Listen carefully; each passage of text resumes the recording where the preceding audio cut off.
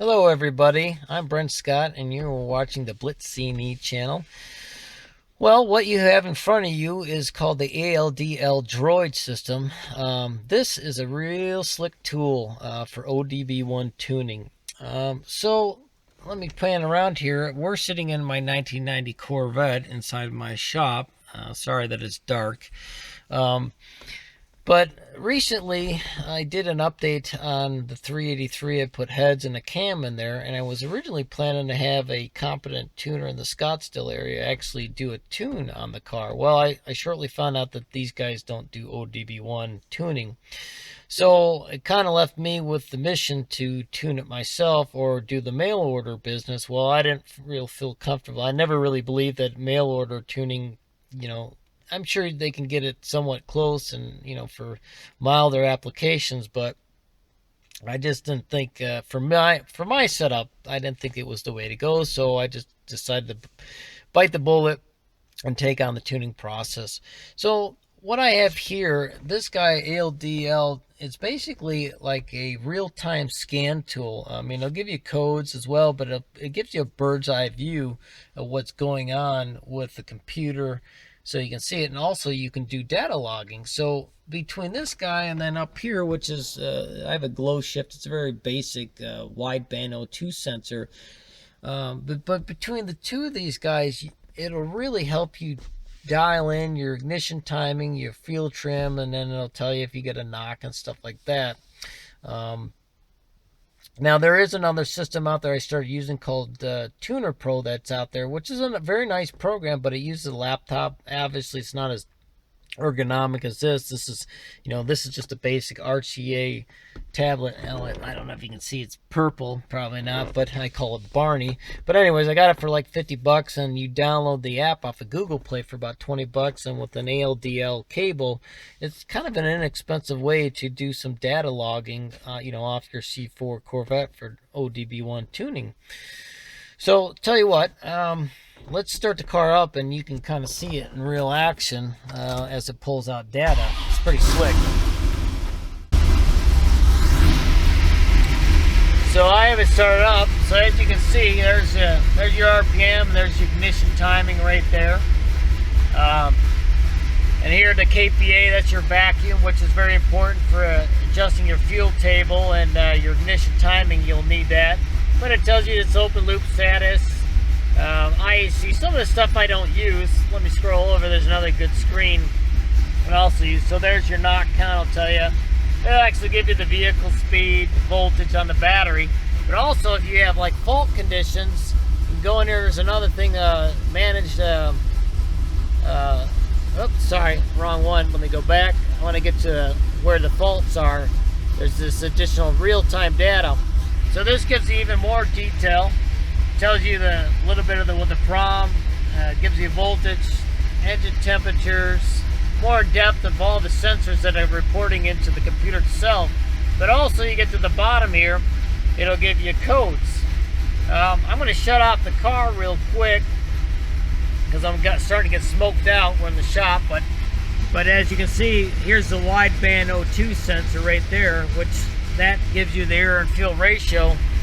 Let me shut this off, but I'm going to show you too. So you not only get, you can get your codes, you can use it. I believe you can clear codes on it too, but I don't really typically use it for that. I more or less use it to read it in real time and then do data logging. But let me pull up, so an application where I did some data logging. I did some wide open throttle tuning. Let's get in there. Let's go manage log, manage my data logs. So we'll go back to this one. Let's view. Now this is a while back when I was doing some wide open runs, first and second gear. But it's pretty cool because these bar graphs, the purple is that's actually the RPM. The white one is actually the ignition timing, and then if I had a yellow, it would be a streak across. It would spike. That would be for a knock. The other ones are turned on, I don't really use, but out of those two, I think I have vehicle speed on as well. But it actually works out real well between that. Typically when I'm driving, I'm focused on my wideband O2, my air fuel ratio, and then what I do is I kind of memorize what I get up there, and then I come back and look at the data log. But it can be a real big help, especially for tuning in your wide open throttle. Now let me see if I can get the camera to get it to adjust. All right, so I got the camera to focus in a little bit more in detail. So we are right now at my first shift point in wide open throttle. As you can see, it's about 6375, so we're just shy of almost 6400 RPM. Ignition time is about 29 degrees, and it actually gives you vehicle speed, which is kind of cool, 52 miles an hour. And if I had a knock count, there would be a spike in yellow, and it would show up as well. Let me move over a little bit and see if we get second gear. Let's see, we're pretty close. So you can see it's relatively the same shift point, 6375.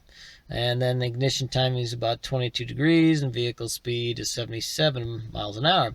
So you can see with this tool, and then like I said, when I'm driving it wide open, I'm more focused on the air to fuel ratio. So what I do is I go back and I look at this log later and I compare with my memory of the air and fuel ratio. But this is real nice to log it for you, so then you can decide if you want to trim back your ignition timing a little bit, or maybe add a little bit more fuel trim depending on how the air and fuel ratio shows up. But it's overall, yeah, as you can see how powerful this is, and how easy it can be to help you speed up the process of tuning. Well, I got us back to the main screen. So everybody, this is kind of about the end of the video. I want to wrap it up, but I am going to do a second half and talk a little bit about some tuning tips and maybe some recommendations if you're doing a similar tune on what to watch out for. So if you want, continuously to watch. If not, I just want to thank all you others for watching, and hopefully you'll like and subscribe to my channel. I periodically put out Chevy related performance videos, and hopefully you'll check those out as well. Thanks again for your time. Take care.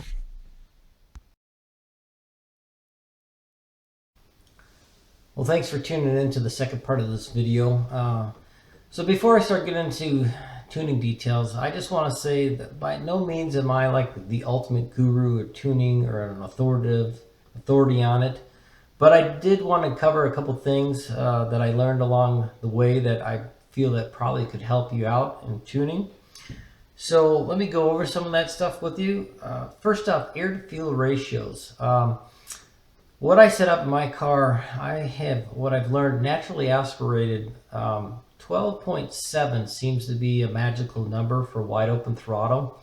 Right in that range, maybe 12.5 to 12.7 works pretty good for naturally aspirated subs. Now, if you have like a power booster or power adder, like a supercharger, nitrous, turbo, you'll probably have to tune it to like 11.2 to 11.7 air to fuel ratio.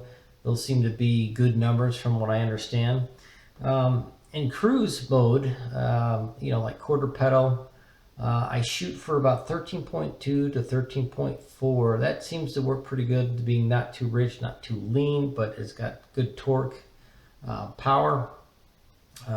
Something to be aware of. I don't have catalytic converters on my car, but what I gather is if you have cats in there, you got to be careful with that. You might need to be a little bit richer because you can overheat them and then they get damaged. So just be aware of, you might have to do some additional tuning on that. Now idle, I targeted to about 14.2, 14.7. You might have saw in the video before, it kind of flickers around with the big cam, it bounces, and it goes a little bit leaner than that, but not the end of the world. Better to probably be, shoot to get the idle in the 14 area, like 14.7, right in that region. But one thing you don't want to be is, don't be too rich on that, because what can happen is you can have the fuel can wash down the cylinders and strip the oil away, which will prematurely wear the engine out. Now, as far as spark plugs, well, hold on a second. Before I get into spark plugs, I want to talk about the knock sensor.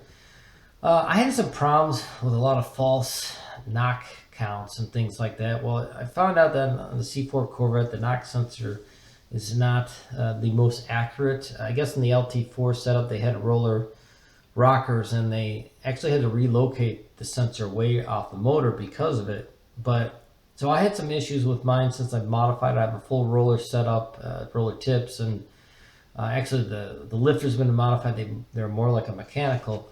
So I have a lot of valve train noise, and it's got the 6-speed with the dual mass flywheel, which is clanky, and I have full length headers and exhaust. So I had additionally a lot more vibrations in the car, and I think that led to getting false knocks. So that kind of made the programming. I noticed I was going in circles a little bit with it, and I suspect I had a fuel pump issue as well that I later rectified as well that might have been creating it. So just be aware. I actually put some Teflon tape around the threads to kind of deaden the noise, and that seemed to help. But again, with my tune, but just be aware of the knock sensor can be somewhat misleading on the C4 or on this particular engine. I mean, again, years ago, guys, when the hot rodders, they didn't have these sensors. So ultimately, at the end of the day, you need to trust your ears and your gut and your own judgment on whether if you think the car's detonating or not. So let's talk about spark plugs real quick. I typically run cooler plugs most of the time in my setup, just in general. I used to do a lot of racing in two-strokes where we would always, the karting engines I ran, they were high performance. They buzzed 16,000. Of course, if you're familiar with two-strokes, you're always on the edge of basically seizing them. But from there, I used to test out different spark plug ranges, but I never really noticed a problem with running cooler ones. But in car setups, when I did some research when I was chasing around the knock counts, turns out when you look for plugs, the best plugs you want to get is either all copper core or all silver core, because those are the best at dissipating heat. Like if you have a boosted engine, you might need to use like a all silver core. Actually, the brand Brisk, they're more expensive, but they're one of the better ones for that, especially if you have something that's right on the edge. My setup, when I finally got it tuned in naturally aspirated, I ran like ALDLdroid. They make a real good copper core plug that works pretty good. It's pretty affordable. But one thing to watch out for is like these platinums and tin tips and that have these other materials that make the plugs last longer, but they're horrible at dissipating heat, and they might introduce a knock into the engine at wide open throttle. So just be aware when you're picking out your plugs. And even if you buy cheaper plugs out there that have they say it's a copper core, they might have a tin finish on them. So be aware of any of those other metals just don't dissipate heat, and they could cause knock problems for you. So also too, reading spark plugs, you should really more trust like your wideband O2 sensor to really give you paint an accurate picture. I mean, what I found in racing, especially in two-strokes, I've stuck a few of them, but we would come in, normally what happens, unless you could drive your car flat out for a quarter mile, at flat out and a half mile, which you'd probably be way over the speed limit, and then you just instantly shut off the fuel, shut the engine off, and then pulled over quickly, and then pulled the plug out. That's probably the only real way you're going to get the most accurate picture of what the plug looks like, because typically what happens, like when we're racing, you pull the pitch, you put in, or let's say for your example, you're driving your car back from a wide open run and you pull it into the driveway or garage, you pull the plug out. Well, chances are you're going to get a false reading, because at cruise you might be over rich and the plug's going to look wet to you. So just be aware of, I've never been a big I still look at my plugs. Now, I have seen at times where you can, if you look very closely, deep inside the electrode where the insulator is, you might see small balling of aluminum buildup if there's some pre-ignition. But again, it's real hard to spot that. So that's why, if you have a high output setup, the wideband air to fuel ratio really will help you, probably give you better, a more accurate picture of what's going in on the cylinder head than the spark plug itself. But that's up for you guys. I mean, that's a subjectional item in itself, but that's kind of my take on spark plugs. So let's talk about the fuel pump real quick. So on fuel pumps on these cars, I started to realize, I probably never noticed with the car being all stock before, but when you get below half tank, the car would start to bog on me, or coming around corners, it would cut out. Well, I guess in the C4, it already has this notorious for this around cornering, that, and especially if you have a higher output engine as it needs the fuel, you'll notice the sensation. So just before you get going, if you're doing a build and you're tuning your car, make sure your fuel pump's up to snuff, or put a good quality one in there. I had replaced it years ago with a supposedly high volume, but it was a kind of a no-name. And that might have been the reason why I had some knock counts, or like I said, I could never tell 100% what was causing it. But I ended up replacing it, whether it needed it or not. I put the Fueltronics pump in there, which seems to be a pretty good pump out there. They're decently priced and they have a pretty good reputation. So I'd recommend that. Make sure before you start tuning, make sure your fuel pump and everything's in good order, because that'll run you in circles as well. One other thing, kind of funny, if you start really struggling with your tune, I noticed I kept on tweaking the program. I would drive the car out, get on it, and then all of a sudden it kind of like lose its power. And I remember I pulled in a gas station to fill it up. I had just jumped on it and I filled it up, and it was like didn't want to idle. And then when I drove it back home, it was real lethargic. Well, and I tried tweaking the program up in the ignition timing and stuff like that, and it's like, okay, that's what it felt like.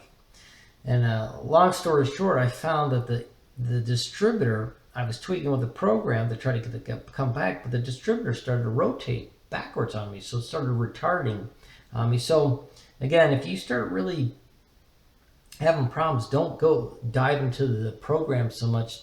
Go back and step back and take a look for the obvious stuff, because that screwed me up. I mean, along with the knock sensor kind of throwing weird signals, sometimes it's just simple mechanical stuff that can screw you up at tuning. One last thing, for lean conditions, one thing I've noticed, especially in my 2-cycle stuff, before I would stick the engine, or I was running on the limit, and this would be the same in 4-stroke, it'll be similar things, but when you're running real lean, the engine will lack a bit of torque. You'll feel the power will be there, but also it'll be a peaky kind of rev, but it'll have a high frequency, a little bit of a ting. And sometimes you can't always hear it as defined, but usually those are real good indications. And then it might be somewhat sluggish, but don't get that mistaken, because you can have the opposite. If you have too much fuel going into the motor, you can get that lugging sensation and chugging, which might feel like a hesitation of being too lean. But that's where your air to fuel ratio will really, wideband will tell you that you're, too rich. So, and one last thing, if you wanted to read a good book on some more tuning tips, Greg Banish's Engine Management and Advanced Tuning is a pretty good book to check out too, for some additional material to help you tune. But anyways, the video's gone long, but I wanted to wrap it up, so I appreciate you guys watching it. Hopefully some of the stuff helps you out in your tuning adventure. Please like and subscribe if you're interested in the stuff, and I'll put out more GM performance videos in the near future. Thanks again.